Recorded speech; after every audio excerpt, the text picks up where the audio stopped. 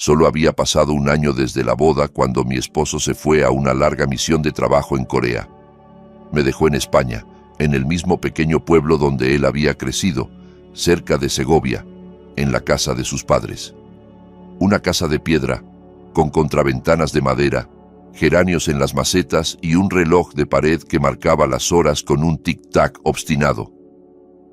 Allí me quedé con su padre, don Alejandro Martínez. Tendría poco más de 60, pero conservaba una presencia firme, de hombros anchos, siempre erguido, de movimientos sobrios, pulcro hasta el detalle, como esos caballeros de otro tiempo. Usaba siempre camisas planchadas, pañuelo en el bolsillo del pantalón, y caminaba por la casa con un bastón que más que necesidad parecía costumbre. Tenía una voz grave, serena, que imponía respeto sin levantar el tono. Al principio, confieso que me sentía incómoda. Vivir con un hombre, aunque fuera mayor, no es sencillo. Había momentos de silencio donde no sabía qué decir. Me cuidaba de cada palabra, de cada gesto. Ponía la mesa en completo silencio. Pero con el paso de los días, ese silencio comenzó a cambiar de textura. Dejaba de ser tenso, se volvía acogedor, como si la casa hablara a través de los objetos, los cuadros, los muebles, el olor a café con canela por la mañana. Él era amable, atento, y tenía un sentido del humor tan sutil que a veces no sabía si lo decía en serio. Se reía bajo, con una risa seca, discreta, como quien no quiere molestar ni siquiera con la alegría. Por las mañanas, yo me ponía un vestido de lino, claro, con botones al frente y un cinturón fino en la cintura. Me recogía el pelo en un moño bajo y usaba bailarinas suaves que no hacían ruido al caminar. Alejandro me observaba desde la mesa de la cocina, con una taza humeante entre las manos. Me sonreía sin decir nada, como si contemplar fuera su forma de conversar. A veces me indicaba dónde estaban las cosas, otras simplemente se quedaba ahí, con una bolsa de agua caliente en el vientre, mirándome con ojos que parecían haber vivido demasiado. «Marisita», me dijo una mañana mientras lavaba los platos, «¿me ayudas luego como ayer?». Yo sabía a qué se refería. Desde hacía unas 3 semanas le ayudaba con las inyecciones y a controlar el azúcar. Tenía diabetes tipo 2 y el médico le había prescrito un control estricto, antes del desayuno, después de cada comida, antes de dormir, hasta 15 veces al día si era necesario. La primera vez que me pidió ayuda fue titubeante. Le temblaba la voz y me pidió disculpas antes de pedírmelo, como si la dignidad le pesara más que la enfermedad. Pero poco a poco encontramos un ritmo, un ritual silencioso. Yo sacaba el medidor, le limpiaba con alcohol un dedo y lo pinchaba con el lancetero. Él cerraba los ojos, yo también. Era un momento pequeño, casi insignificante, pero cargado de algo íntimo. Más que un cuidado médico, era un gesto de confianza, una rendición compartida. Aquella mañana, mientras le sostenía la mano para pincharle el dedo, noté que la retuvo unos segundos más. Solo un gesto leve, cálido, apenas perceptible, pero suficiente para encender una chispa en mi interior. Fingí no haberlo notado, pero lo noté, y él también supo que yo lo noté. Por la noche volvió a llamarme. «Mari, antes de la cena me vendría bien otro control, si no te molesta». Asentí. Cuando entré al salón, él estaba en su sillón habitual, con la manta doblada sobre las piernas. Me arrodillé frente a él como tantas otras veces, para tomarle el dedo con más facilidad. Su mano era tibia y seca, con la piel delgada y las venas marcadas. Sentí cómo me observaba desde arriba. Su mirada recorrió mi rostro, los tirantes delgados de mi camisón, el nacimiento del cuello. «Eres como un ángel, Marisita. No sé qué haría sin ti». Aparté la mirada, incómoda pero no ofendida. «Don Alejandro, para mí es un gusto ayudarle, de verdad». No dijo nada. Solo suspiró, hondo, como quien deja escapar algo que llevaba demasiado tiempo dentro. Guardé el medidor en su caja, cerré el estuche con cuidado, pero el aire en la habitación ya no era el mismo. Algo en él se volvió más denso, más cargado, como antes de una tormenta. Una tensión que no tenía nombre, pero que empezaba a respirarse. Al día siguiente todo se repitió. el desayuno, el silencio entre cucharas, las miradas veladas. Solo que ahora, en lugar de mirarme con esa ternura casi paternal, había en sus ojos un destello distinto. No era vulgar, no era lascivo, era humano, y eso lo hacía aún más difícil de esquivar. Comenzó a llamarme con más frecuencia, incluso fuera de los horarios estrictos de control. A veces al anochecer, cuando ya me había cambiado de ropa y estaba leyendo en el sofá. Otras, cerca de la medianoche, cuando creía que ya dormía. «Mari, ¿puedes ayudarme?», decía desde el pasillo, con esa voz grave, quebrada, como si cada palabra le costara una parte de sí mismo. Yo me levantaba sin quejarme, a veces, sinceramente, agotada, pero no podía negarme, porque él no lo pedía con exigencia, sino con una delicadeza que conmovía, y quizás también porque empezaba a encontrar en ese cuidado mutuo una forma extraña de compañía. Comenzó a alabarme más. Primero lo hacía con timidez, como si cada elogio le sorprendiera a él mismo. «Tienes manos muy suaves, como si estuvieran hechas para cuidar. Tu voz me calma, como si viniera de un lugar donde todo está bien». Pequeñas frases que me dejaban descolocada, sin saber cómo responder. Pero también me hacían sentir vista, no como la esposa de su hijo, no como la nuera correcta, sino como mujer, como presencia. A veces me sorprendía frente al espejo, eligiendo con más cuidado la ropa. No ropa provocadora, no, pero sí vestidos más entallados, escotes apenas insinuados, pantis finos que se deslizaban como una segunda piel. ¿Para qué? ¿Para quién? No lo sabía, o no quería saberlo. Una parte de mí se justificaba. Soy joven, estoy sola, no tengo a nadie que me mire, y otra parte callaba, porque ya no podía fingir que él no me miraba. Una mañana salí de la ducha y lo encontré en el umbral del baño.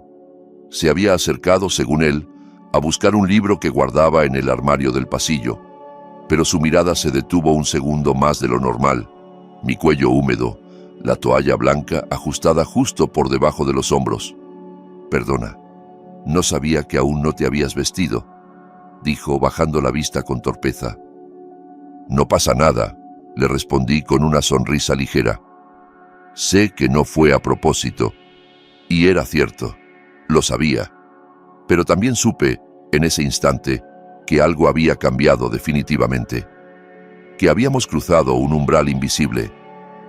Durante los días siguientes, su actitud se volvió más introspectiva, más meditada, como si no supiera qué hacer con lo que estaba sintiendo, o con lo que creía que yo sentía. Incluso en los controles de azúcar, que ya eran rutina, había un silencio distinto, más tenso, más cargado. Una noche, mientras le limpiaba el dedo con alcohol, me dijo con voz baja: «¿Podemos saltarnos la medición nocturna hoy?» «¿Por qué? Usted la necesita», respondí genuinamente extrañada. «Solo quería que descansaras. Se te nota el cansancio en los ojos». Tenía razón. Estaba cansada, no solo físicamente. Había una fatiga emocional que empezaba a habitar mi cuerpo, como si llevara algo muy delicado entre las manos y temiera que se rompiera con cualquier movimiento brusco. Pero también sentí algo más, algo punzante, como si en realidad ya no quisiera que lo tocara, como si quisiera alejarse, o peor aún, como si percibiera que yo estaba empezando a desear algo que no debía. Esa tarde me vestí con más intención. No escandalosa, no evidente. Un vestido de flores pequeñas, con escote barco y tela gruesa. Tapaba casi todo, pero delineaba la cintura. Dejé el cabello suelto. Él había dicho una vez, sin darle importancia, que le gustaban las melenas largas. Cuando le llevé el medidor, lo noté detener la vista en mi muñeca. Un segundo. Apenas eso. «Estás muy guapa hoy, Marisita». «Gracias», dije demasiado rápido, como si el agradecimiento me quemara en la boca. Me senté junto a él como siempre, pero esta vez su mano se deslizó a mi cintura. Un gesto leve, dijo que era para ayudarme a mantener el equilibrio, pero sus dedos se movieron apenas. No fue grosero, fue tierno, casi involuntario, como quien se permite un suspiro antes de volver a contenerse. Yo no me moví. El corazón me retumbaba en el pecho. El medidor pitó. El nivel estaba bien, pero yo no. Esa noche no pude dormir. Me daba vueltas en la cama, ardía por dentro. Recordaba su mano, su mirada, el temblor en su voz. ¿Qué estaba ocurriendo entre nosotros? ¿Era una fantasía mía? ¿Lo estaba provocando? ¿Lo deseaba? Las preguntas no me dejaban en paz. Me sentía como si caminara sobre una cuerda floja, en equilibrio constante entre la decencia y el deseo, entre el deber y la piel. Y entonces al día siguiente llegó un paquete por correo. Dentro había una nota de mi esposo. Mari, para ti, eres mi diosa. Y un conjunto de lencería roja, de encaje fino o delicado, nada que uno se ponga por accidente. Nada para usar entre semana en una casa silenciosa. Me recorrió un escalofrío. Guardé la prenda en el armario, lo más al fondo que pude. Pero no la olvidé. Se quedó ahí, en mi mente, como una mancha de vino sobre mantel blanco. Y esa noche, cuando me quedé sola, no pude resistirme. Me lo puse, bajo la bata, no para nadie, para mí, me dije, para recordar que todavía era una mujer, que todavía era deseada. Caminé despacio por el pasillo, hacia el salón, cuando él me llamó para la medición. Cada paso era un tambor dentro de mi pecho. Él estaba sentado, con el pijama pulcro, bien peinado, cansado, pero con esa dignidad suya que nunca abandonaba. Me agaché para buscar el medidor en la mesa baja. La bata se abrió un poco. Lo vi. Vi cómo sus ojos se desviaban sin querer y volvían rápido, como si quemaran. Sentí algo dentro de mí estremecerse. Mari, si te pido que te vayas ahora, ¿lo harías? Lo miré y susurré. Number me quedo si no le molesta. Él no respondió al instante. Tragó saliva.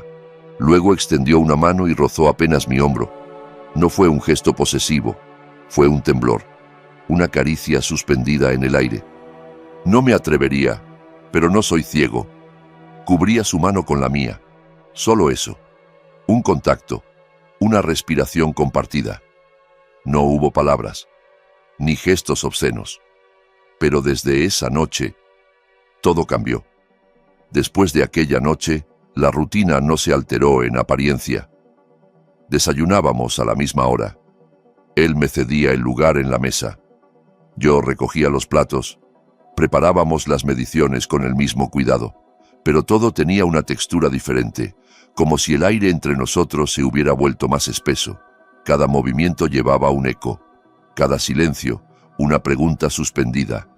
Ya no nos tocábamos, pero era como si lo hiciéramos todo el tiempo. Cuando yo entraba al salón, él se incorporaba con un gesto cortés, casi ceremonioso. Se arreglaba la camisa, se peinaba con los dedos, se acomodaba como si fuera a recibirme en una cita.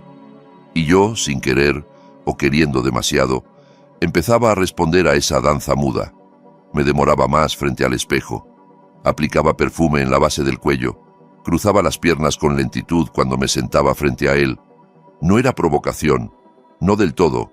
Era presencia, necesidad de ser vista, de sentirse viva. Una tarde, cuando el cielo empezaba a cubrirse de gris, se fue la luz. El silencio fue inmediato, como una señal. Don Alejandro se levantó con esfuerzo de su sillón y murmuró: «Debe de ser el disyuntor otra vez. Está en el sótano». «Voy con usted», respondí enseguida. «Tengo una linterna pequeña».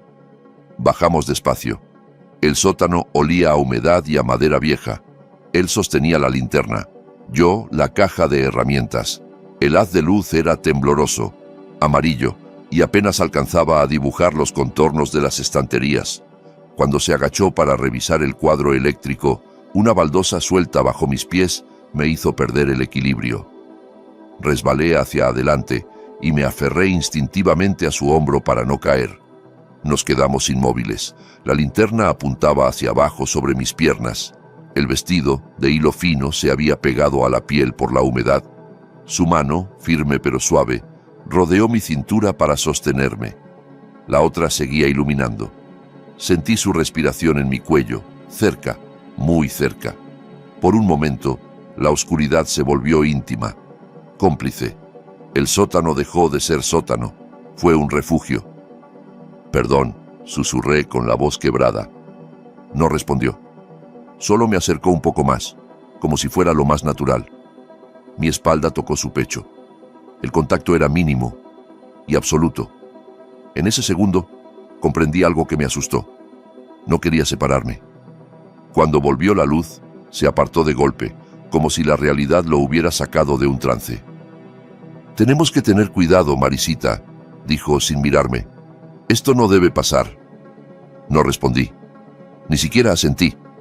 Ya en mi habitación, me senté al borde de la cama y vi algo que él había dejado. Su bata colgada en el perchero. Me acerqué. La tomé entre las manos. Olía a tabaco suave, a menta y a ese gel de baño que usaba desde que lo conocí. Me senté abrazándola.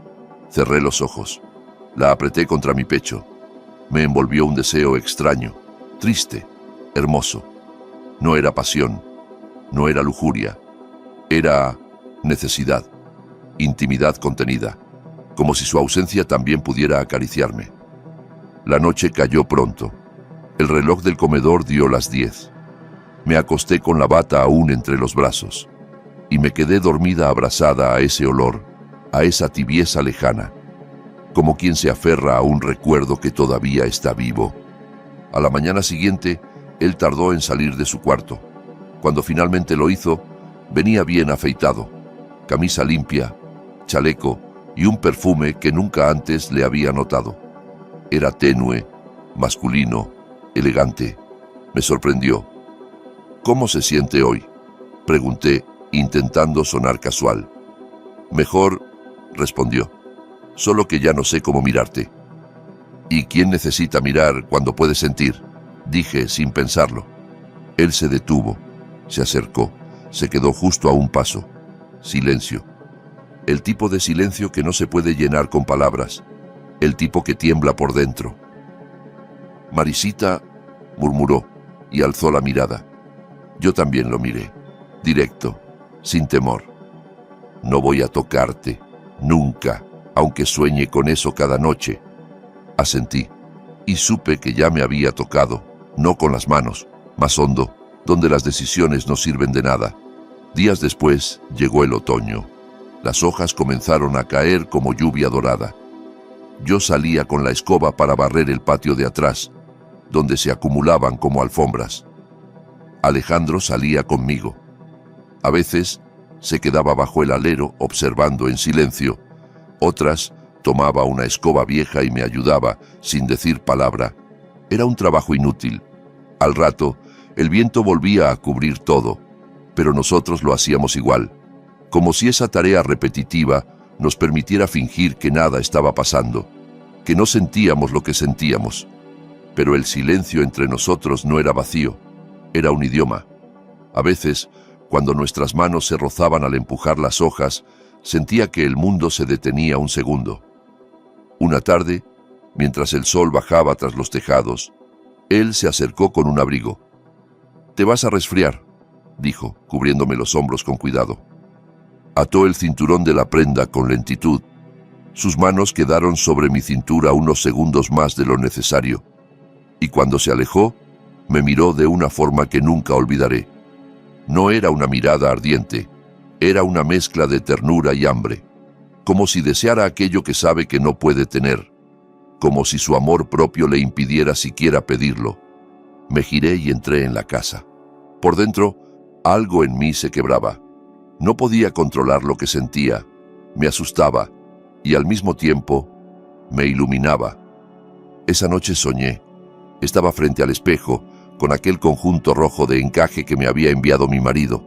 Encima llevaba la bata de Alejandro. Me miraba, y detrás de mí, él, firme, en silencio. No hacía nada, solo me contemplaba. Yo no me cubría, no me escondía. Abría la bata, me desperté sudando, y lo supe con certeza, Si en ese momento él hubiera entrado por la puerta, yo no lo habría detenido. Los días siguientes fueron un suspiro contenido. Nos veíamos, hablábamos, compartíamos la rutina, pero debajo de cada gesto, cada palabra, cada taza servida, habitaba un temblor, como si camináramos sobre una capa de hielo que no queríamos romper. Él evitaba quedarse solo conmigo por demasiado tiempo, aunque su mirada me buscaba incluso cuando no hablaba, y yo empezaba a vivir atrapada entre el remordimiento y un deseo mudo. Hasta que un mediodía ocurrió algo que trastocó todos los equilibrios. Fui a buscar una manta limpia al armario del pasillo y al pasar junto a su puerta entreabierta, lo vi. Estaba de pie, de espaldas, sin camisa, cambiándose el apósito de una vacuna. Sus omóplatos marcados, el color tostado de su piel, la firmeza insospechada de sus brazos. No había en él un rastro de decrepitud. Era un cuerpo fuerte, cuidado, un cuerpo de hombre. Él se giró, sorprendido por mi presencia. Yo debí mirar hacia otro lado, pedir perdón, cerrar la puerta, pero no lo hice. ¿Dónde necesita el pinchazo?, pregunté, con voz apenas audible, y me tembló todo el interior. Él se quedó quieto. «Mari», empezó a decir, pero su voz se apagó a mitad de camino. Me acerqué despacio, como si esa decisión no viniera de mí, sino de algo que me guiaba desde dentro. Humedecí una torunda con alcohol. Me arrodillé frente a él, como tantas veces, pero esta vez no era para medírselo todo, era para tocarlo. La piel de su costado estaba tibia. Apenas lo rocé, pero el silencio entre nosotros pesaba como un mantel empapado. No respirábamos. Solo esperábamos algo que no sabíamos si iba a pasar. «Listo», susurré. Él se giró, y de pronto nuestros rostros quedaron tan cerca que su aliento rozó mi mejilla. Era cálido, era triste, era una pregunta que no se atrevía a decirse. «Es mucho», murmuró. «Si no te vas ahora». No me fui. Tampoco lo besé, ni él me abrazó, pero lo que ocurrió fue más profundo. Fue ese instante suspendido en el tiempo, donde todo se confiesa sin necesidad de palabras. Cuando volví a mi habitación, cerré la puerta con suavidad. Me quité la bata. Me quedé en ropa interior. Sobre el respaldo del sillón, su camisa. La misma que él había dejado allí, colgada, con descuido o con intención. Aún olía a él. La tomé con ambas manos, la acerqué a mi rostro. Cerré los ojos. No era una debilidad del cuerpo. Era algo más hondo, más antiguo. Un anhelo de pertenecer, de dejar de ser la figura correcta para convertirme, al menos por un momento, en alguien real, en alguien deseada, sentida, recordada. No dormí bien esa noche. Di vueltas, me levanté, fui al baño, me miré en el espejo. No era la misma, ni por fuera ni por dentro. A la mañana siguiente, él estaba en la cocina, como siempre. Preparaba menta. El medidor ya estaba sobre la mesa. Su camisa planchada, su voz templada. No mencionó nada, ni una palabra sobre lo que había ocurrido. Pero sus ojos ya no eran los de antes. Eran los de alguien que ha comprendido algo irreparable. Al llegar la hora habitual del control, me dijo con voz suave: «Marisita, esta noche he tenido un sueño». No lo miré del todo, solo respondí: «Yo también». Él asintió, como si lo supiera, como si soñáramos lo mismo. «Esto no debe pasar. Ya es tarde», susurré. Fue la primera vez que admitimos la verdad, no con declaraciones, ni promesas, ni frases rimbombantes, solo con 2 líneas, 2 verdades desnudas, una rendición sin escándalo. Y entonces llegaron los últimos días de octubre. El aire se volvió más frío, más húmedo. Neblinas espesas cubrían el jardín al amanecer. La casa crujía en las noches como si hablara en sueños. Y yo empecé a usar su cardigan gris. Tenía los codos gastados, pero era cálido, y tenía su olor. Él no dijo nada cuando me vio con él por primera vez. Solo bajó la vista. Pero yo noté un temblor leve en la comisura de sus labios. Ahora se levantaba antes que yo. Preparaba el agua. Dejaba el medidor sobre el mantel. todo como siempre, pero cada gesto parecía más preciso, más amoroso, como si quisiera dejarme un recuerdo grabado en la costumbre. Una tarde, mientras yo le limpiaba el dedo con alcohol, me dijo con una seriedad que me desarmó: «Mari, tú eres como mi corazón. Si tú te detienes, yo simplemente dejo de ser». Tuve que cerrar los ojos para no llorar, o para que no viera todo lo que me estaba gritando el alma. Quise decir algo, pero no encontré palabras. Esa noche volví a soñar. Él y yo estábamos en una habitación oscura. No había cama, solo una silla y una lámpara encendida. Yo llevaba su camisa. Solo eso. Él me sujetaba de la muñeca, con suavidad pero sin dejarme ir. Me miraba fijo. Yo no intentaba soltarme. Al contrario, le susurraba: «No te detengas». Me desperté temblando, el cuerpo encendido y una certeza abrasadora. Ya no era fantasía. Era deseo. Era vínculo. Era un incendio que había nacido de una chispa mínima y ahora consumía cada rincón de mi ser. Pero lo más inesperado llegó al final de esa semana. Mi esposo llamó. Me dijo que volvía en 3 días. La voz se me apagó. Me senté en el borde de la cama, con el móvil aún en la mano. Sentí alegría, culpa, pánico y algo más que no me atrevía a nombrar. Rabia. Sí, rabia. No porque él volviera, sino porque ahora alguien iba a ocupar ese espacio que no le pertenecía por completo, porque ya no era suyo, porque yo ya no era la misma. Esa noche, durante la cena, lo miré en silencio. Tenía el rostro apagado, la mirada en el plato. «Don Alejandro», le dije finalmente, «mi esposo regresa». Él no levantó la vista. Asintió. Tomó un sorbo de agua.